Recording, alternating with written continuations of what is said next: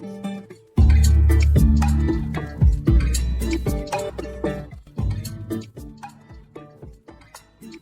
mai haere mai, and welcome to Culture, the podcast where we talk about coercion, control, and all things cultish. I'm Dr. Caroline Ainsley. I'm a medical doctor. As a child, I lived at the Centrepoint community, a notorious cult in New Zealand, and now I run a website that advocates for the former children of the community. I'm Liz Gregory, and I run the Galore Leavers Support Trust, and I'm privileged to walk alongside people after leaving this group as they embark on their new lives. And I'm Lindy Jacob. I'm a former member of the Exclusive Brethren, and I'm part of the Olive Leaf Network, a new initiative in Aotearoa to support leavers of high-demand religious groups. Come with us as we unpack the cult playbook. We'll be talking to experts and leavers of coercively controlling groups, and we will call for Kiwis to cult-proof their lives. Come with us as we traverse the cultiverse.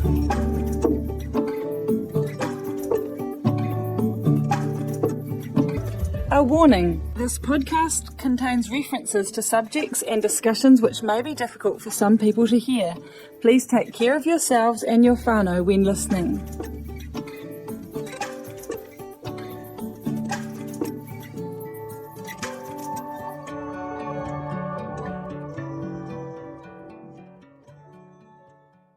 Hello everyone, welcome to Cult Chat, where today we're going to be listening to the second episode of a two-part episode with Mary Garden.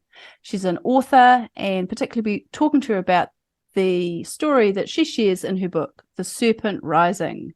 During this episode, there's going to be a little bit of, there's some triggering content in what we talk about. She talks about rape, physical assault, forced abortion. Where we left off with her, she met a guru in the Himalayas, and we'll be following on from that point where she's just met the guru that she ends up following. So let's settle back in and listen to the second episode of my conversation with Mary Garden. Okay, so it's wonderful to be back with you, Mary, to continue our second episode on your extraordinary story of your spiritual journey into India to find your own personal guru. And where we left the conversation last time, you were just talking about how you had this ambition to become celibate, and you find yourself in an ashram in the Himalayas. And the guru or the swami that you are following at that point is Swami Yogi Primvani, who you called Swamiji. So let's continue from there, Mary. Oh, okay. Well, the first few weeks in the ashram, I loved it. It was fantastic. We'd get up early in the morning, and we had no electricity, no running water. It was very primitive, but we would wash with a bucket and do yoga, and did a lot of work in the ashram, physical work, cooking and cleaning. And it was very hot, and we sometimes slept on the roof of another building, and I was up there sleeping, and when I woke up, I looked over to the main building and saw another one of the female devotees, an American woman, Gianna, coming out of Swamiji's room, and I'm thinking, what the hell? What's she doing in his bedroom? And so, my monkey mind, I start questioning, and in that session in the morning when I'm sitting there, we were having satsang and having a discussion, and I start becoming very negative and interrogating him, and he jumps in and starts I can't remember exactly what he said. He said, your mind again, you think I'm sleeping with the girls, don't you? And I just straight away thought, he's psychic. I've got to push down those negative thoughts. And there you go. And within a few days or maybe a week, I get the message that Swamiji wants to see me in his room. Mm. So there we go. Which you didn't initially think was going to have any absolutely sexual... No. I'm just sitting there on the floor, and he says, come up and sit next to me. Because he's a celibate, Swami. He's meant to be celibate. Yes. He's quite well known in India. Yeah, They're yeah. all meant to be celibate. That's part of being a guru in India, the Hindu system. And as a woman disciple, you would have But felt here I safe. am finding he's having sex with me, and it's terrible. I'm just at the end of it. No foreplay, no love, no affection. And at the end, he says, here's some tissues to wipe yourself, and I'm just raising your kundalini.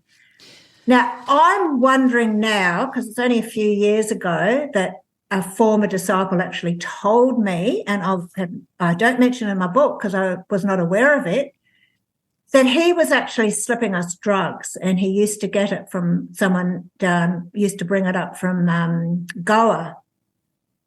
I would leave the room just high as a kite. So was he slipping something into my mouth? I have no idea. But, he's raising my kundalini. Yeah. Can I read something from your book about that? Sure. Yeah. I never once considered resisting his advances, regardless of how I was feeling towards him. This was one less obstruction to his karmic obligation, as he called it. Once I asked him, why do you preach celibacy in your lectures, and why aren't the boys here allowed to have sex? He laughed. This isn't sex. Sex is what you had with your worldly men. I am just raising your kundalini. At times I did feel a sensation like a fiery liquid moving up the base of my spine at my tailbone and rising up towards the top of my head. Swamiji told me he had no desire for sex.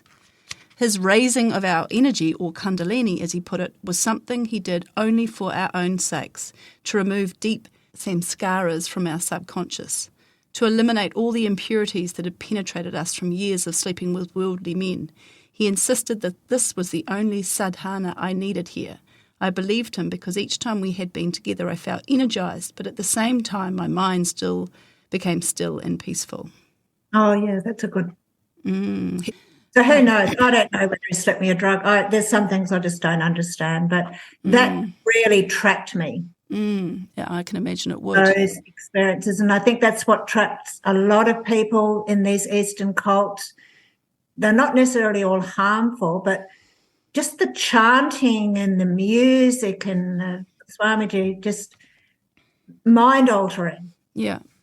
And they do bring peace. I mean, I wasn't depressed. Well, I did get depressed because of something that happened, but I was really happy a lot of the time, but also disturbed.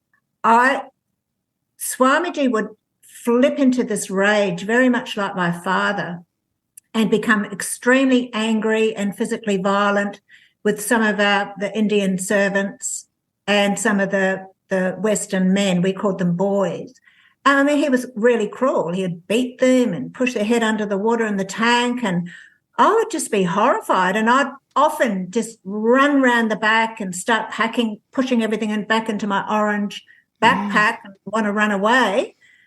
And somehow he would talk me out of it, and I'd come to believe that was actually for their benefit, just like the sex. This is his teaching nature, and I didn't understand it. He's trying to wake them up. And apart from the physical violence, we were not given enough to eat. Like, we didn't have enough food. Exhausted. We didn't have enough food, and we had no control. We were dictated when we could have chai in the morning, and we had one main meal in the middle of the day. And some of those guys were quite sick. And we were in a way in a prison, because there was fences all around the ashram and high walls to protect us from the wild animals. And he had all our passports and our money locked in his safe. Yeah. So we were very much in a jail. Well, it wasn't jail. And he controlled all of... he controlled everything. He controlled the food, he controlled the money, he controlled the routine. And I became like his chief consort too. Like, I was very deluded. We sort of saw him as Lord Krishna, and I, in my arrogance or delusion, saw myself as Radha. I'm this goddess. I was just, oh my God, with Archana and the goddess of adoration, and it was very, very bizarre stuff. But everything turned a corner when I you want me to get onto this? Started becoming sick. Yeah. And I hadn't had my periods for a long time because I hadn't been eating properly and it never bothered me. And Swamiji, I said, I need to go and see a doctor. And he said, no, it's just your body cleaning itself. And finally, I ended up persuading him to let me go over. I think you could catch a boat over the Ganges or the river or walk over the bridge. I went down to Rishikesh, and the doctor said, you're pregnant. And my first thought was, oh, how fantastic. I've always wanted to be a mother. Oh, I'm going to be married to Swamiji and bring up this baby. I was so excited, and went back to the ashram, and no, he locked himself in the room. I've brought on this bad karma. That Indian girl, Gianna, who used to be a nurse in New York, told me I had to go and have an abortion, and she had had one, and many of the women had had abortions, and I thought, no way, I'm not going to go and have an abortion. And that's what I ended up having to do. You had no choice. Had no choice. And the bizarre thing is, I went down to this hospital in Old Delhi, and I don't know whether it was before or after, I was still very ambivalent. I was staying in this little hotel thinking, I really want to be a mother. I don't know whether I'll go through with this. And I went to a church the next day, and I'm kneeling there just praying to everyone. I was praying to Jesus, Buddha, help me, Krishna, Shiva. Anyway. And when I get up, I see my handbag's been stolen with all my money and my passport again. Oh, God. And I thought, that's a sign. I have to go through with it.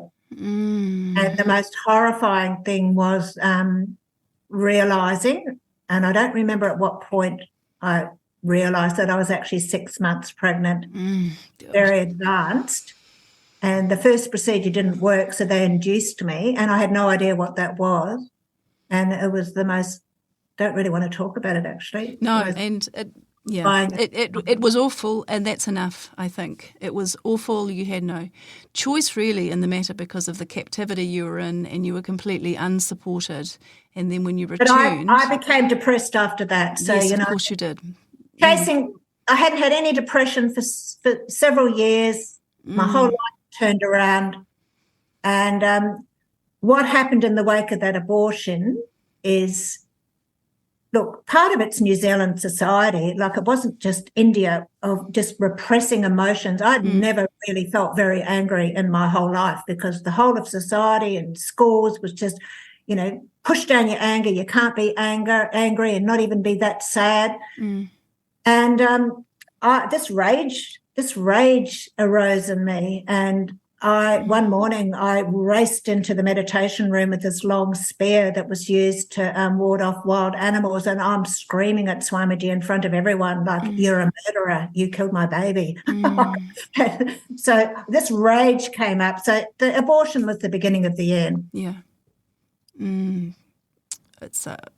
it wasn't just the abortion. He also, one night, I did leave for a while and met someone, another Australian woman actually, and decided I'm going to go back to the ashram. I left on friendly terms with Swamiji, but while I was away doing a Buddhist Vipassana retreat, I thought, sort of woke up again, I'm going back to get all my possessions and I'm getting away. He's dangerous. And on the train back, had confided in this woman what was going on. And when we got there, got my things and what happened then? No, so some months later, I got this horrendous hiding from Swamiji and Gianna for telling this girl what had been going on. And I was literally beaten to a pulp. And when I woke up in the morning, I could not recognise my face. And everyone was watching at the kitchen as I was walking down that path, going. I think I went and stayed in a cave for a few days. They had me on the floor, just bashing me up and bashing my head on the floor, saying, we're going to beat this evil spirit out of you. And that's for telling Deborah what's been going on here. So he's a violent psychopath. And that Guyana, who's on Facebook, I sort of mentioned it to once on a Facebook post, like, what are you doing? You're still a devotee of this guru who has caused so much harm, and you have no remorse for what you did to me. So there was that, It's enormous traumas here.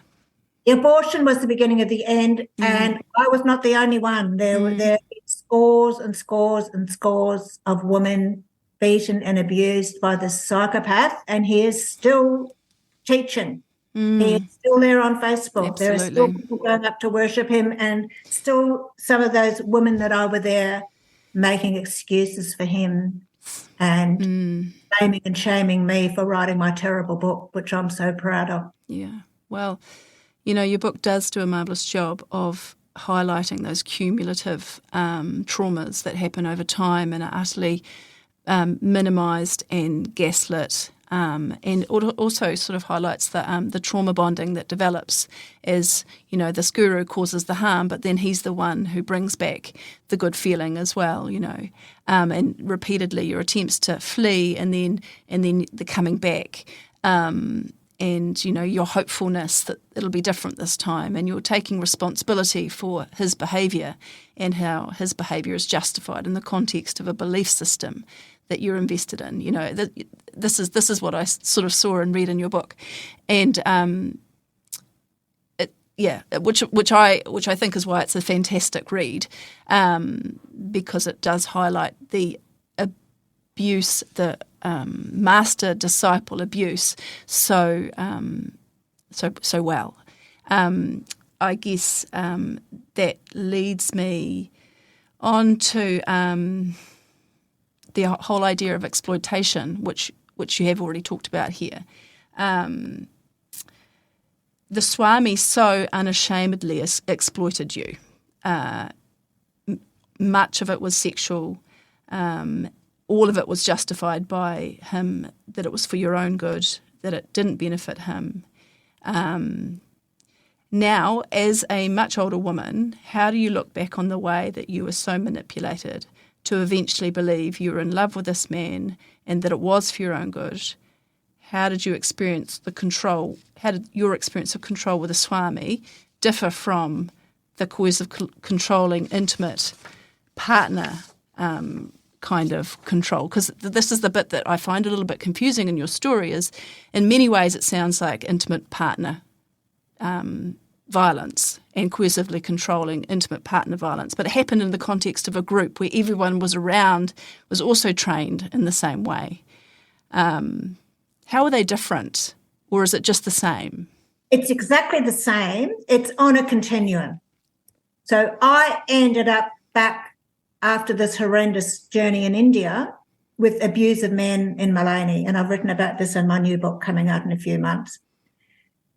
It's the same. It's just the most extreme form of domestic violence. And what I mention in the book is the beatings and the abortions and the sex were not the things that bothered me most. It's what happened in my mind was total torture, just the blaming and the doubting and not just the mind. What's the word? It's coercive control is what he was. Coercive control. That was the most damaging thing of all. But the difference here is was severe and horrendous. It was that mind control was so damaging, and it's exactly the same as what I experienced as a little child, and with the gurus, and with these two men in Malani. But the difference here was it was in a group, though. That's the difference, is that if you have cults of one. Yes, that's right. Talk about cults of one. But you were surrounded by other people. It sounded like, as you described your experience with Swami, that there were at times 6 or 7 maybe other disciples.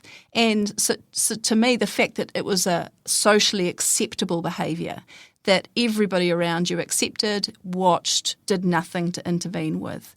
Absolutely. Yep. No one said anything when I walked down the drive that day, the path, with the swollen face and black eyes. They probably just laughed or smirked.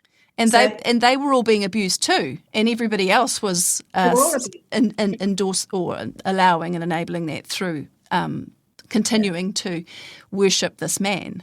Same dynamics at play in domestic violence, intimate partner, but this is way more severe. Yeah. And then you've got the group there. Because of the group, yes. Group trapping you and endorsing, and far harder. I don't know whether it's harder to leave. Who knows? I mean, I don't want to compare the two in terms of sort of severity. I'm not trying to do that. I'm trying to sort of extrapolate out how they're different and how they're the same. The thing that also seems to me clearly different is the socially accepted and ingrained belief system where the guru was elevated and you were lower as a disciple, and that you said yourself right at the beginning, this crowd of people coming to find their guru that they would surrender to. So you are instantly walking into a relationship with a psychopath for whom you are inferior, very much inferior, and the system around you supports that. That's quite different usually from an intimate partner relationship, because no one around you in an intimate partner relationship is reinforcing that social power difference. Oh, well, I mean, they might in some contexts, but not like a culty group would do. Yeah, so that love you can have for an intimate partner, it's sort of elevated to a worship with the guru. Yeah, this person's a deity almost. Yeah. But that same dynamic that it's all your fault, it's all your bad karma, the abuse of power, those dynamics are the same. But So I'd like to talk a little bit about the process of writing and just emphasise how easy your book is to read. It's fascinating. I highly recommend it. I was struck by your honesty and the ease of your writing. You outline so authentically your internal struggle, flipping backwards and forwards between full surrender to incredulity and self-condemnation. You don't shy away from revealing the naivety of your younger self. You also do not criticise her. I think it's a powerful aspect of your writing as it draws in the inquiring mind. Tell us a bit about the writing experience for you and now how you perceive this particular story. If you were to write it again now, would it be different? I'm just going to quickly say one thing, that when I came back from India and decided that's it, I don't want your heaven as I don't want the hell that goes with it. When I landed in Brisbane, I actually rang up Lifeline, I think, on the phone and said I want to kill myself, and went in there.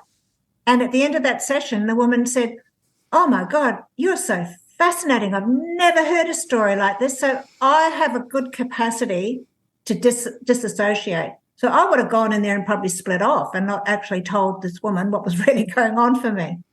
But writing the book, it is very interesting because I wrote it when I came back to Brisbane. There was no cult counselling. I wouldn't even have known what the term cult was.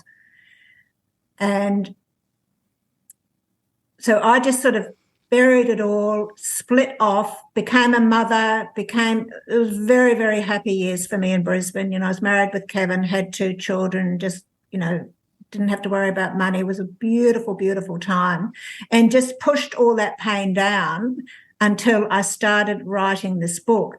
And I was completely ambivalent because there had been no exposés, no books written about the dangers of gurus or these cults. And I just found myself compelled to write this story. I wrote it very, very quickly.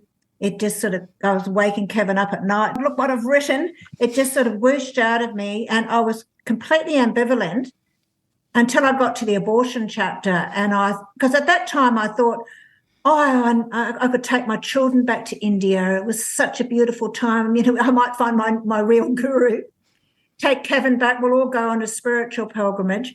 And I did that abortion chapter, and I thought, what I've been caught up in was really, really dangerous. And that's the power of writing memoir. Like, it helps you make sense of things. Absolutely. Constructing your own story is such a powerful part of healing. Absolutely. So I couldn't write that story again because I was writing it where I was at the time, and there was no way. The only thing that I would change now would be the epilogue, because there is an epilogue of what happened after I had left India. There is not one word I'd change. I might fix up the editing, whatever, because it was sort of a self-published book that I ended up burning and mulching most of that first print run because I was so ashamed of writing it, especially after that Ray Martin. Yeah, because there was no one else writing this stuff, and I thought, what have I done? There's something wrong with me.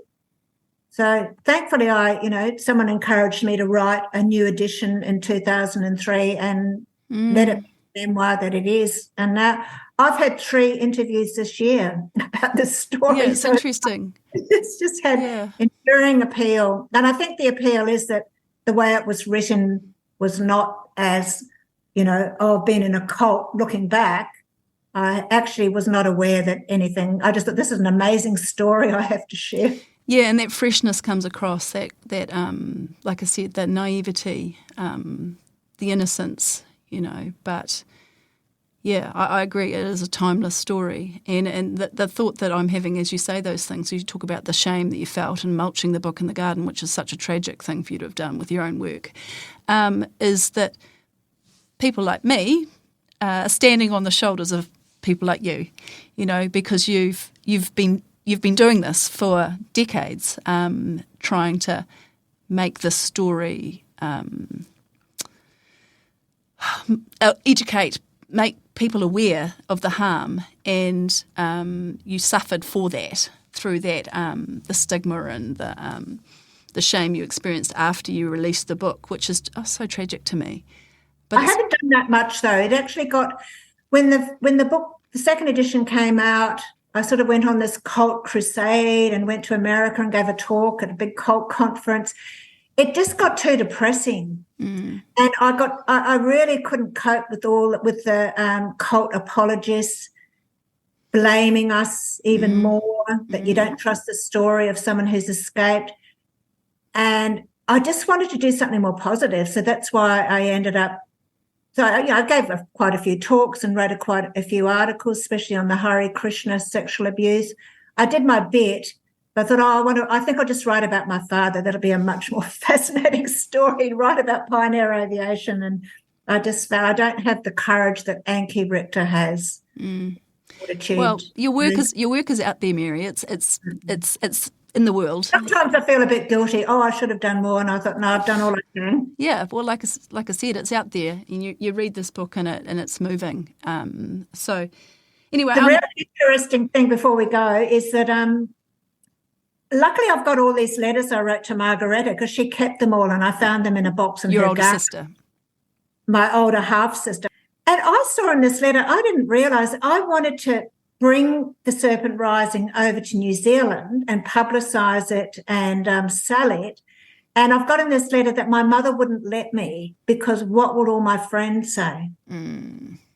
So the Serpent Rising's never been released in New Zealand. Such a pity. Well, you can get it through Booktopia. You can get it through Booktopia. Yeah, we'll put the links of how you get to it. That shame, there was so much shame that I carried from my parents, society, gurus. Oh, yeah. Shedding the shame, the writing helped hugely. So, yeah, we are going to wrap up, but I've got a couple more questions just to ask you about deconstructing the beliefs that you'd absorbed in those years and what helped you do it. What were some of the things which helped you the most after you've left? Look, the deconstruction happened with writing the book. And yes, you're right. So in the 1990s, when I realised I really, really needed help after I had ended up with this psychopath in Mullaney, I ended up doing some Elizabeth Kubler-Ross workshops. And they were emotional release workshops, but very safe, and they were only facilitated by doctors. I went to one even in New Zealand. And there was this he's dead now. I just remember, and it was all very much externalizing emotions, and you'd have someone sitting there with you, and we had a reinforced hose and we were beating up. That abortion came up, and some of the stuff that I'd been through in India, and this man sitting next to me, this doctor, whispered to me, Mary, I've been where you've been. And he had been a disciple of a guru. It was just fantastic, absolutely fantastic. So that therapy helped. But I've discarded those beliefs. I would have discarded those beliefs after writing the book. No way. I just no. They just. I'm even allergic to physical yoga. I just thrown it all out the window. That's understandable. And I find someone said the other day, oh, you should be meditating more now. And I think, no, or you should be doing yoga. And I say, no, I go bike riding, walking, but I don't want to be sitting there meditating after what I've been through. And I don't even want to be doing physical yoga. Sorry, I'm just allergic, and that's my story. So you have described some of the things that you did, like getting rid of some of the practices that triggered you back into your trauma.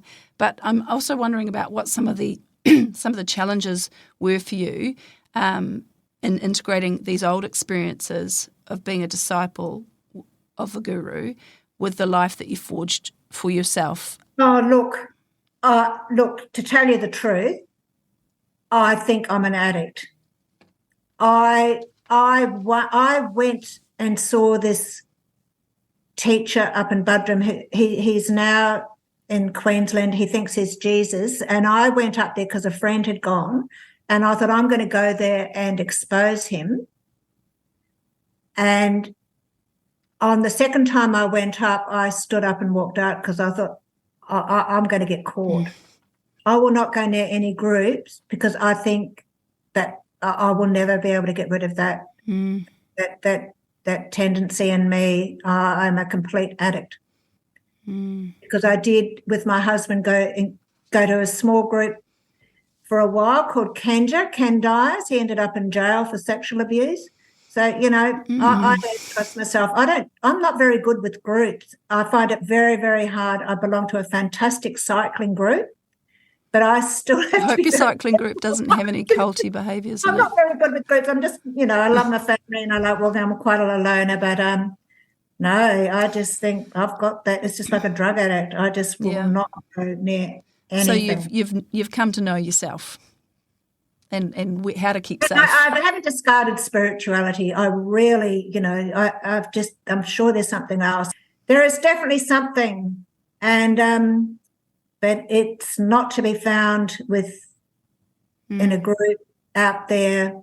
And I think a lot of it comes naturally if you start doing the emotional healing, which is what we did not do. Do you think it's possible for gurus or people like them who proclaim themselves to be spiritual masters to be a force for good, or are they all inevitably harmful? Never. I absolutely do not think. The Dalai Lama says, when these stories came out of some of the monks abusing disciples, to name and shame them, talk about it, and not to have a guru until you've spied on them for a year. Just have teachers. We should not be worshipping anybody. We should not be putting anyone over us, whether it's a male partner. No gurus at all. Yeah. I mean, that's what I think too. but because the whole concept of the guru is very unfamiliar to me, I'm not in this Eastern paradigm at all. So, there's that idea of tolerance, religious tolerance, that is a big part of New Zealand society. And we have language for describing a cult leader. I think we're getting better at that when a group is culty, but there's something about the guru concept in my head that makes me a little bit more reluctant to use the same words for that. So it's interesting. Gurus and cult leaders are all the same. Same thing. Okay. Coming from someone who knows. Yeah, well, this has been such a great chat, Mary, and I think there's just so much in this. When Lindy and Liz listen to this, they're going to just have so many comments and so many things they want to talk about. So it's just been lovely to have you. Your honesty, your authenticity, your insights have just been very rewarding and enriching and such a gift. All right. Thank you so much, Mary. Thank you. Thank you. All right. Bye-bye. Oh, wow. What a fascinating journey that was, especially to hear from somebody who is, at the old end of their life, reflecting back on decades of this journey in the group, out of the group, the process of writing about it, reflecting on it. Wow. What stood out to you guys? Oh, well, I think that last piece there about, is it possible for gurus to be a force for good? And she's like, no. There's no defense even of them or any part of the good that might be. No, cult leaders are all the same. And I have to say that in a lot of the work we've done and talking with others, it's hard to find too many redeeming features, because actually it's almost like suggesting that if there were redeeming features, that they would almost matter, because when there's so much harm put on people, I'm not sure how appropriate it is to build the person up with all their redeeming features. Yeah, the thing that jumped out to me, because I've been reading, I think it must be in Janya Lalich's book, because that's the one I'm reading right now. Take Back Your Life? Take Back Your Life, yes. She talks about, I think it's her, this idea of the primary personality and the cult personality, and this idea, I really hope I'm not misquoting the wrong person here, of snapping or flipping between the two, and how this, Mary describes it wonderfully in this interview, and in her book she talks about how she's completely, and I found it quite disconcerting in her story, both verbal and written, how she's absolutely believing in this guru, in this way of life. She's not depressed anymore. She feels wonderful. She's just absolutely enraptured, completely caught up and in love, really. She's like almost in the honeymoon, fallen in love with the guru, the lifestyle, and then suddenly someone says something or she sees something and she snaps just like that. She flips. And in her book, she doesn't really describe this, but I this is what I was reading, this idea of suddenly the pre-cult personality, who you truly are arising and taking over in that flip. And that's where she found the depression and the reality of actually what the heartache and the struggles that she had to deal with, which had just been slapped over with a cult Band-Aid. And then she flipped back into the pre-cult, flip-flop, flip-flop, flip-flop. And that I found absolutely fascinating. But she said that the worst part of the abuse for her was the mind torture. And so that must be part of her journey, has involved those moments of flipping, and that in itself can be difficult for the mind to reconcile. Think about the amount of cognitive dissonance that she was probably living in while she was in the groups, because if in her pre-cult identity she had a particular personality or she had values, and then you go into a group and the values aren't the same, that can impact your mind. And she said, and what comes with that, she said, was the blame and the doubting. And so then at some point she flips out of it again, and then she goes on another search for another guru, and she finds herself recruited in again. And then so the work in the mind, there's a lot going on in her mind. But the recruitment process that she described was very minimal. It was a really good, positive spiritual experience, and then it all happened in her own head in some ways. The making sense of this spiritual experience, this guru she'd yet to meet. She hadn't yet met Sai Baba when she'd already fallen in love with him. So the recruitment was quite mild, like it was an idea. It was a deep belief in what could be. Yes.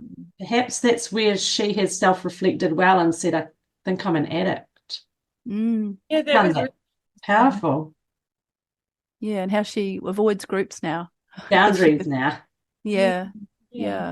I mean, some people aren't they, apparently more susceptible than others or more easily influenced than others. So, yeah, maybe she was sort of, reflecting that she, is one of those people that finds it easy to, sort of fall in love with a person or an idea. And I mean that fall in love in the sense of become sort of enraptured with. Yeah. And that just speaks to the deep longing that all of us have, which is to feel desire and connection and to have a sense of, of a journey and be part of something bigger. And it really just speaks to all those positive elements of being a human. Yeah. And the thing is, like, there was this hard bit in her story. It's very hard. If you read her book, you need to be prepared for it. Where she talks about this forced abortion and how she felt absolutely powerless to not go through with it. But there was something about that. It's almost like the boundary had been crossed. Her idealism and her hopefulness and her belief, the scales, like the trauma and the loss, now it just suddenly tipped, and there was no going back anymore. And that I just found that really interesting. Like, where is the tipping point for any person where that old personality that's been so suppressed stands up and says enough? And I know that doesn't always happen, but it happened in her case. And I think because for her that was also connected to, it wasn't just around the loss of the pregnancy and that sort of thing, but it was also around, I think she spoke about that she had sort of somehow naively assumed that, they were going to get married and that they were going to be family and that she was going to be the guru's wife.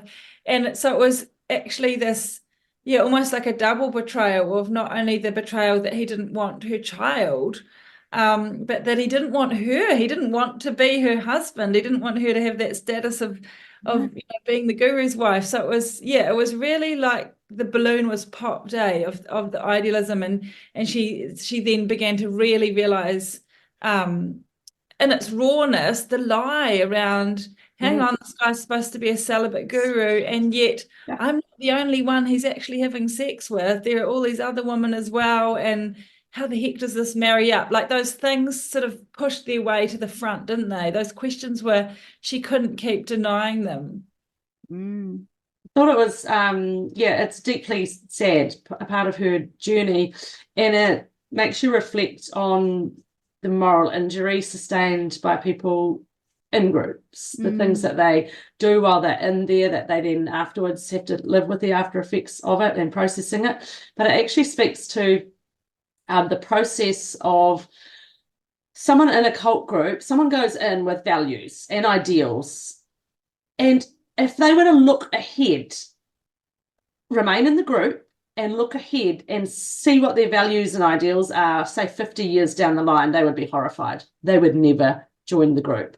And they say that you end up doing things in groups like this that you would never have believed when you joined that were possible. Your moral compass totally shifts. North and south are no longer where they once were. Totally. And that's part of the mind torture, the things that go on in the mind. It reminds me of that amazing little wee sort of, what is it? It's a social experiment called The Push. I've probably talked about on this podcast before because it's so relevant and so fascinating. I encourage people to go and find it. We'll put it in the show notes. But it was a social experiment that they went through, and it was like being filmed, where they put people in circumstances that kept intensifying until eventually they pushed someone off the roof of a building. And they did this with like a whole bunch of different recruits. First of all, they found susceptible people and did things like that. But people actually got to a point where they would push, and they had a safety net there to catch people. But just so fascinating to see how actually easy it was to manipulate people into doing some quite extreme things that were really far from their own moral compass. Oh, particularly if you're involved in a group and you see others, there's that group coercive factor.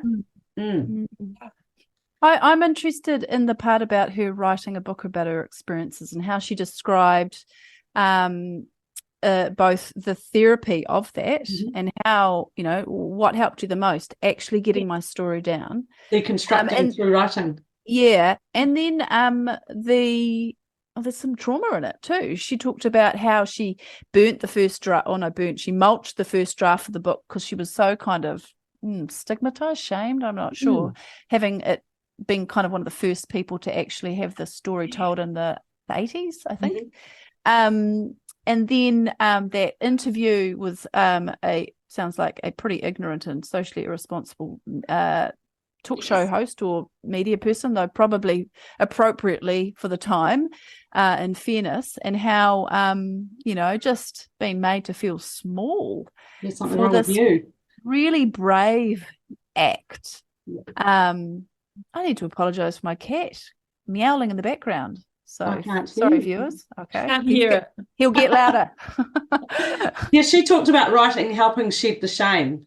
And I think that's the power of storytelling, the power of people who can come out and tell their story. And your story over time, I like that idea that it morphs and changes. You understand yourself a bit better. Yeah, we talked about that in the episode with Sam Jahara about telling a story and having some agency about the story of an event that you had very little control over. Yes. So to write, you can now construct it your way. And it's not a lie.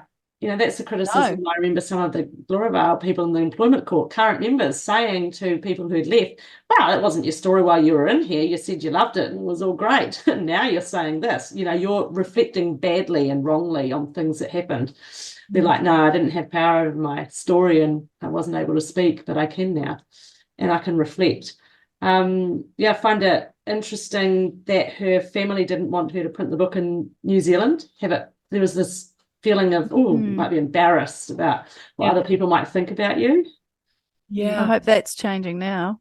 Not for her maybe, but for others. Yeah.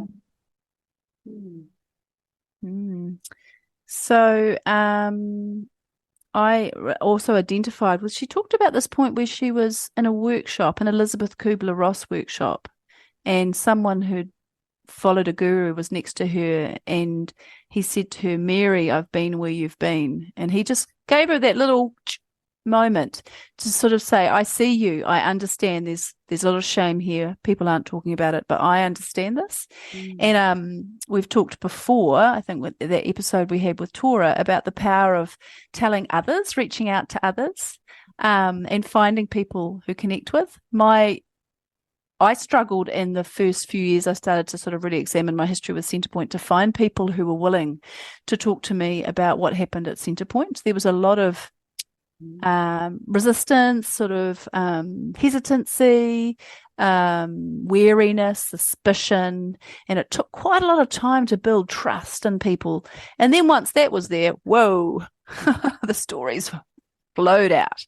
And it was really powerful to find that connection. So, I tautaku her feeling of finding others who could understand and identify with her.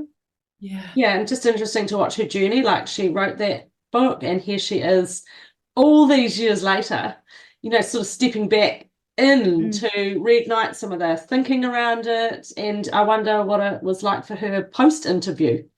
What it was like for her the day or two after. I know with recent leavers of cults, or even less recent, just talking about some of those things and being reminded again can actually be quite a triggering experience in itself. And that would be something I would like to explore further with her, was her, the things that were helpful in the post-recovery process and even this many years down the line. Well, she did say it was writing was the most important thing. Yeah.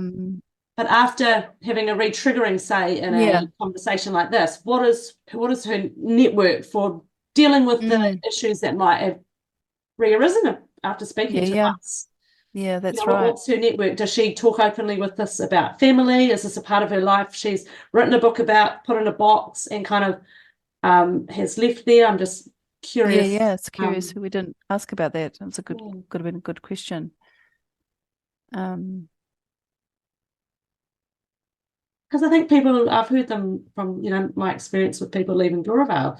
They're like, I'm going to go through this process for 5 or 10 years. I'm going to talk a heap about it, but I'm hoping that at some point in my future, I really won't have to talk about this quite so much. That it'll just be, It's a bit tiring, always dredging up that old stuff. But she did say that in this was yet last year. When did we record it? I think it was before Christmas that we had the recording. She said in the last 12 months, she's had 3 interviews, or it's the 3rd interview. And she was like, that's interesting. And it made me think too, like, what's going on socially? That someone who wrote a story, which is very accessible, it's really interesting, it's fascinating to read. Why is she being interviewed so much now? What has changed in the landscape? Yeah.